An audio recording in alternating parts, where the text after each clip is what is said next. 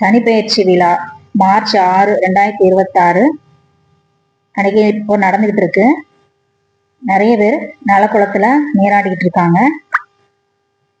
உலக பிரசித்தி பெற்ற திருநள்ளாறு சனீஸ்வரர் கோயில் சனி பெயர்ச்சி விழா முன்னிட்டு நிறைய விசேஷ பூஜைகள் நடக்குது.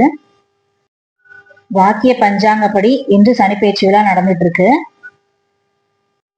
சுகாதாரத்தை பாதுகாக்கும் வகையில இங்க புதிய நீர்கள் குளத்துல நிரப்பப்பட்டு மக்கள் குளிக்கிறதுக்காக ஏற்பாடு பண்ணியிருக்காங்க.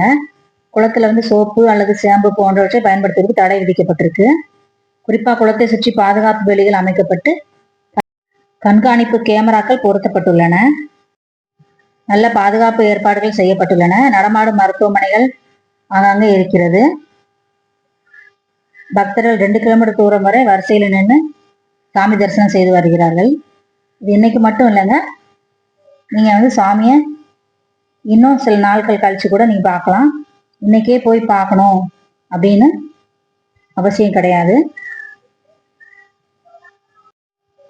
அதனால மக்கள் முட்டி மோதிக்கிட்டு போய் கஷ்டப்படாதீங்க. நாம நிம்மதியா இருக்கணும் அப்படிங்கிறதுக்காக தான் சாமி கும்பிடுறோம். ஸோ நம்ம பொறுமையா ஒரு நாள் கூட போய் சாமி கும்பிட்டுக்கலாம். ஒன்றும் தப்பு கிடையாது. இந்த கோயில்ல பாத்தீங்கன்னா சனி பகவான் சிவபெருமானை வணங்கி பெயர் பெற்ற ஸ்தலம். நலச்சக்கரவர்த்தி சனியின் பிடியிலிருந்து விடுபட்ட ஸ்தலம் இது. காரைக்கால்ல இருந்து சுமார் 7 கிலோமீட்டர் தொலைவில் இருக்கு. முதலில் நலதீர்த்தத்தில் குளித்த பிறகே கோயிலுக்கு போகணும். ஃபர்ஸ்ட் தர்பாரணேஸ்வரரை வணங்கிட்டு அப்புறம்தான் சனிதேவரை வணங்கணும். காலையில 6 மணில இருந்து 12 மணி வரைக்கும் திறந்திருக்கும். அப்புறம் ஈவினிங் பாத்தீங்கன்னா 4 மணில இருந்து 8:30 மணி வரைக்கும் இருக்கும். நலத்தீர்த்தத்தில் நீராடி காய்ந்த ஆடைகளை அணிந்து சந்நிதிக்கு செல்ல வேண்டும். ஈரத்தோட போகக்கூடாது.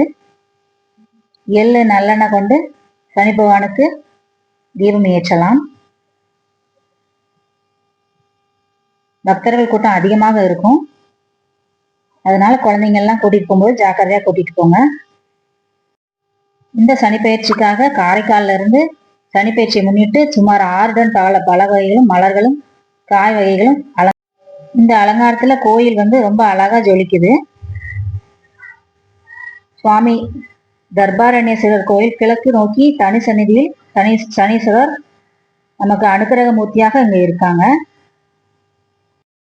எப்பவுமே முதல்ல நல்ல தீர்த்தத்துல நீராடணும். நீராடிட்டு பழைய ஆடைகளை கழட்டி விட்டுட்டு பின்னர் சிவபெருமானாகிய தர்பாரண்யேஸ்வரர் மற்றும் சனி பகவானை வழிபடுவது சனி தோஷத்தை நீக்கும். காகத்திற்கு உணவளிக்கலாம், ஏழைகளுக்கு அன்னதானம் செய்தல் போன்றவை நம்ம சனி தோஷத்திலிருந்து நம்மளை பாதுகாக்கும். சனிக்கிழமை மற்றும் இந்த மாதிரி விசேஷ நாட்கள்ல கூட்டம் அதிகமா இருக்கும்.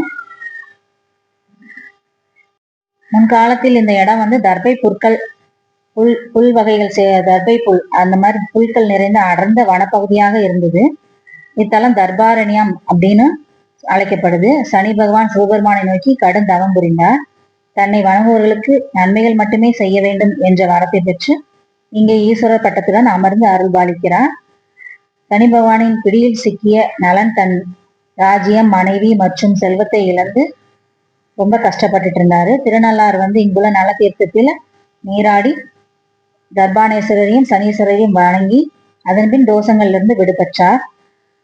சனி பகவான் சிவனிடம் தான் இழந்த சக்தியை மீட்டெடுத்த இடம் இதுவாகும். இக்கோயில் சனீஸ்வர பகவான் சிவனை வணங்கியபடி கிழக்கு நோக்கி வீற்றிருக்கிறார். இது காவிரியின் தென்கரையில் அமைந்துள்ளது சிவஸ்தலம். சனீஸ்வரனை நேருக்கு நேராக நின்று வணங்கக்கூடாது. பக்கவாட்டில் நின்றுதான் வணங்க வேண்டும். வணக்கம்.